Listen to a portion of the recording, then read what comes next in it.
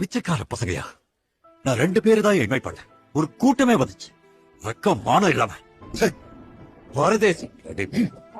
ஐயாவுக்கும் கூட்டாளிகளுக்கும் அழகூர் வட்டம் Vadakalai 200 acre, தெக்கலை 300 acre, சுமார் 500 acre விவசாய நிலமே கிடைக்கு. அதுல விளையிற நஞ்ச, புஞ்ச, கரும்பு, அரிசி, பருப்புன்னு அறுவடை போக வருஷம் வர்ற வருமான தொகையோட டாக்குமெண்ட் இது. 50 ஏக்கர் சவுக்கு தோப்பு டாக்குமெண்ட் இது. 80 ஏக்கர் தென்னந்தோப்பு டாக்குமெண்ட் இது.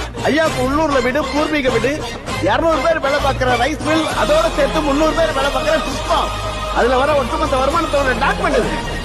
கிட்டதான் 2 கூட்டாளிங்க இருக்காங்கல்ல, அவங்களுடைய சொத்து பத்து, உங்க பார்ட்னர்ஷிப் எல்லாத்தையும் கணக்கு போட்டு பார்த்தா கூட உங்களை விட எங்க கிட்டதான் பல மடங்கு பணம் அதிகமா இருக்கும் போலயே. பணம் இருக்கிறவங்க தான் ஸ்டேட்டஸ்ல வசந்தவங்கன்னா இப்ப சொல்லுங்க, யாரா ஸ்டேட்டஸ்ல வசந்தவங்க? யாரா பிச்சைக்கார பசங்க? யாரா பரதேசி? நாங்க நினைச்சா உங்க கம்பெனியை விலைக்கு வாங்கிடுவோம்.